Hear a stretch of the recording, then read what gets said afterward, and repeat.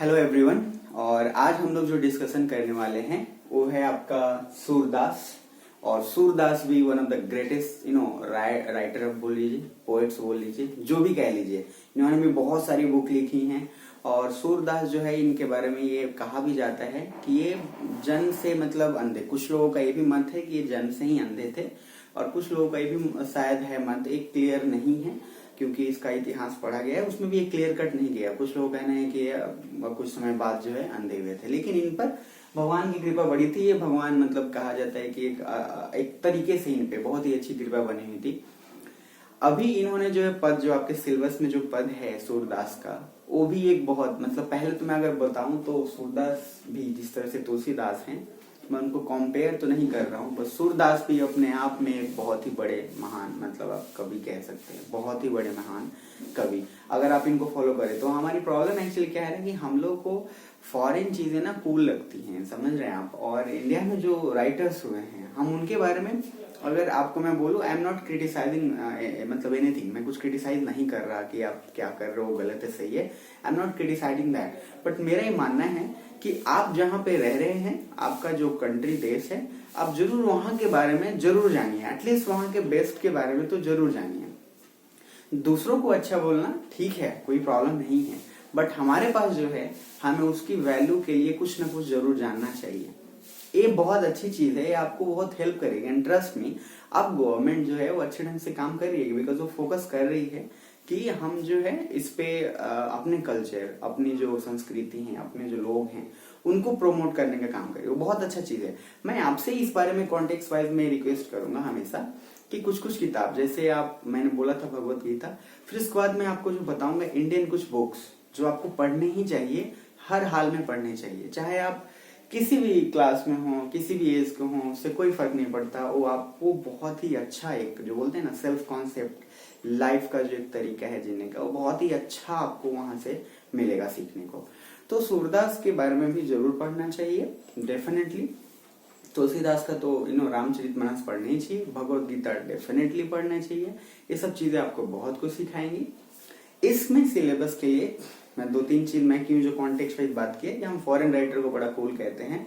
अगर हम अब किसी की बात करें, अगर मतलब अगर हम अगर एक बात बोले कि शेक्सपियर, विलियम शेक्सपियर की बात करें, तो हम बहुत अच्छे से उनको बोलते हैं कि one of the greatest writer वो हैं भी, इसमें कोई बुराई भी नहीं है।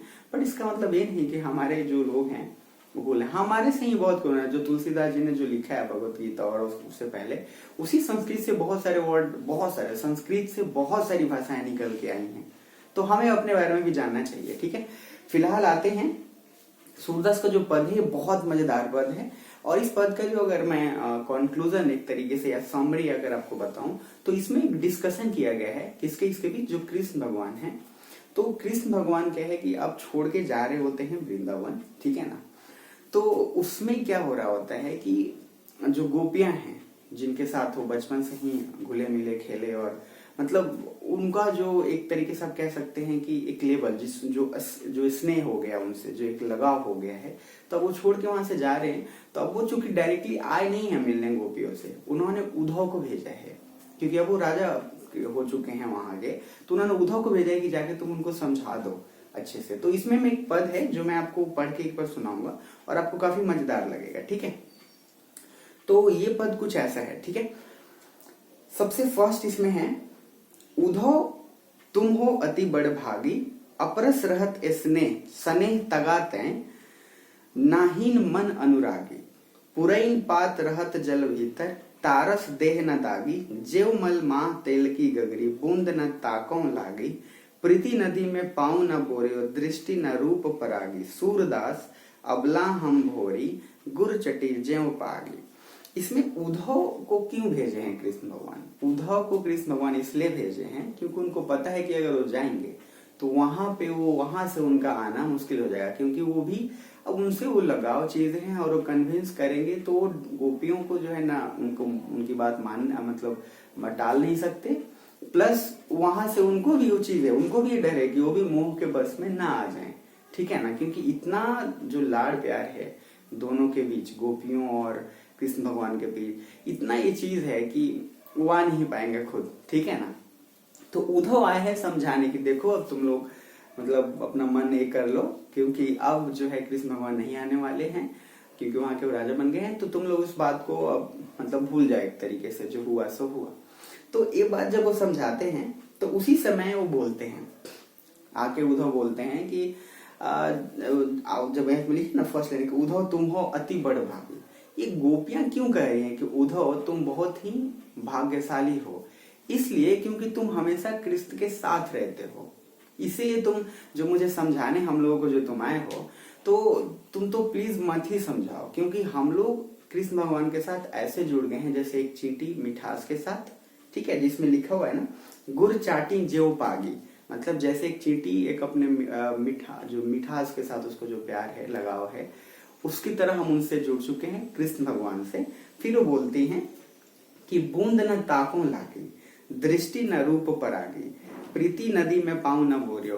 वो बोले कि जिस तरीके से मतलब मेरी आंख है, अगर आंख से जो मैं चीजें देख रही हूँ, जो चीजें मेरे लिए पसंद है, वो सब कुछ, मतलब इनका कहने का मीनिंग ये है कि जिस तरह से चींटी अपने चीनी और गुड़ के बिना नहीं रह सकती, जो उसकी है, उसी तरह से हम लोग भी उसके बिना नहीं रह सकते। और वो बड़े बड़े उसके एग्जाम्पल उन्होंने दिए हैं। फिर आगे है, मन की मन ही मांझ रही, कहिए जोई कौन पै उद्धव, नाही परत कही, अवधि कधार आस आवन की, तनमन विधा सही, अब इन जोग संदेशनी सुनी सुनी, बिरहीन बिरह दही, चाहती हुती गुहारी जितही तय, उतय तर धार बही, सूरदास अब धीर धरही, क्यों मर ज्यादा ना लही।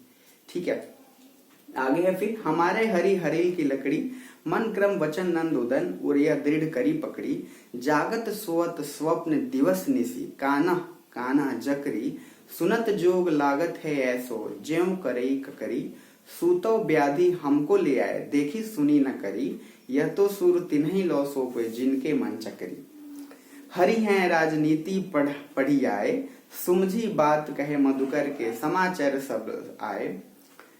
सब पाए, एक अति चतुर होते पहले ही, अब गुरु ग्रंथ पढ़ाए, बड़ी बुद्धि जानी जो उनके, जोग संदेश पढ़ाए, उद्धव भले लोग आगे के, परहित डोलत धाहे, अब अपने मन फेर पाहिए, चलत जे हेतु चुराए, तो अपने नीति कर आपनु, जो कर नीति छुड़ाए। जो इसमें बोल रहे हैं, तो ये उद्धव बार बार समझा रहे होते हैं उनको कि आप लोग मान जाइए, और गोपियां बार बार बोल रहे होते हैं कि अब वो राजा बन गए हैं या उन्होंने राजनीति पढ़ ली है, तो क्या अब हम लोग को सिखाएंगे कि राजनीति क्या, मतलब राजनीति से हमें क्या वो समझा पाएंगे।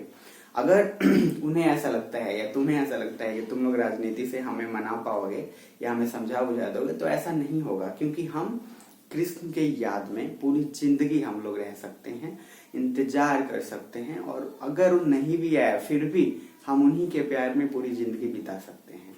तो ये बड़ा एक मतलब बोलते हैं ना कि मजेदार, तो किसी के प्रति समर्पण हो, किसी के प्रति जो भाव है, उसके लिए पूरी जिंदगी अपने उसके ऊपर न्यौछावर कर देना, प्लस उसके लिए ही हमेशा जिंदगी बहुत कुछ सिखाता है लाइफ में। आजकल वैसा नहीं है कि आजकल है भैया ठीक है, अदरवाइज कोई प्रॉब्लम नहीं है, बट यहाँ पे जो एक लगाव कनेक्शन जुड़ गया है और इतना समझाने की कोशिश किया जा रहा है, तो उस पर वो भी कहती हैं बार बार, बोले ना कि जो एक लाइन है, हमारे हरि हैं राजनीति पढ़ी आए, हरि मतलब यहाँ कृष्ण भगवान की बात हो रही है कि वो अब राजनीति पढ़ लिए हैं तो हमें सिखा रहे हैं, तो उनकी राजनीति उन्हीं तक रहने दो और उनसे जाके बोल दो कि वो नहीं आएंगे, फिर भी हम लोग यहाँ पे उनके पूरी जिंदगी उनके याद में बिता देंगे, ठीक है ना, या फिर अगर प्राण भी त्यागना पड़े तो उनके याद में हम लोग त्याग देंगे।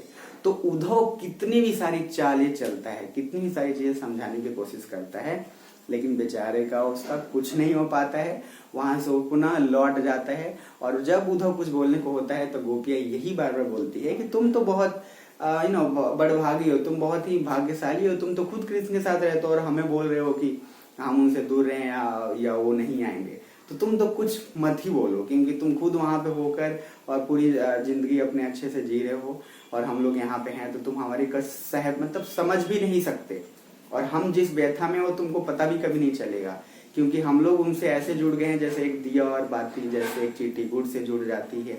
ये सारी चीजें उन्होंने इसमें अपने प्रेम का, एक तरीके से आप पूछेंगे तो एक प्रेम क्या होता है किसी के भी प्रति, यहाँ पे गोपियों ने उसका पूरा फुल एक एग्जाम्पल दिया है, फुल एक सारी चीजें समझाई हैं कि कैसे होता है ऐसा नहीं कि अगर किसी से प्रेम किया है तो उसको क्या है कि आपको जिंदगी भर निभाना चाहिए, ना कि बस अगर अपने फायदे और स्वार्थ के बाद खत्म करना चाहते। एक अल्टीमेट एग्जाम्पल है, एक अल्टीमेट बहुत ही अच्छी चीजें हैं यहाँ पे जो आपको मजेदार लगेगा और बहुत कुछ यहाँ सीखने को मिलेगा। काफी ये इसमें रोमांटिसिज्म भी भरा हुआ है, प्लस काफी लव एंड अफेक्शन भी है, प्लस एक दूसरे के प्रति त्याग और समर्पण भी है। तो आप इसको बड़े अच्छे अंदाज में डिस्क्राइब कर सकते हैं, ठीक है ना। और उसी के बाद ये सब चीज जब सुने और उद्धव को कोई बस चला नहीं, फिर वो अल्टीमेट चुपचाप चले गए, उनको कुछ नहीं चला। आप जब भी इसका लिखेंगे ना समरी या एग्जाम में लिखेंगे, हमेशा आप पद के अकॉर्डिंग लिखेंगे। जैसे अगर सूरदास लिखा गया है, मान लीजिए सूरदास ने पद लिखे हैं, तो आप क्या करेंगे कि इसमें लिखेंगे कि जैसे मान लीजिए एक दोहा दे दिया, बोला इसका अर्थ समझाइए, तो आप लिखेंगे इस दोहा के जो अनुसार सूरदास ये कहना चाहते हैं, क्योंकि सूरदास ही राइटर हैं। अब जैसे तुलसीदास वहां पे था, तो इस दोहे या इस पद के अनुसार तुलसीदास ये कहना चाहते हैं कि, फिर आगे जो बात है वो लिखिए, जरूर लिखिएगा। इससे बहुत बहुत ज्यादा इम्पैक्ट पड़ता है। छोटी चीजें हैं बट ट्रस्ट मी बहुत इंपॉर्टेंट है। जब भी कभी आप हिंदी के आंसर लिखें, राइटर को मेंशन करें या पद को मेंशन करें, जनरली बहुत ही अच्छा इम्पैक्ट पड़ता है उसका, ठीक है ना। क्योंकि आपका आंसर कुछ डिफरेंट होना चाहिए। आपका आंसर अगर डिफरेंट है तभी आपको मार्क्स पे डिफरेंट मिलेंगे।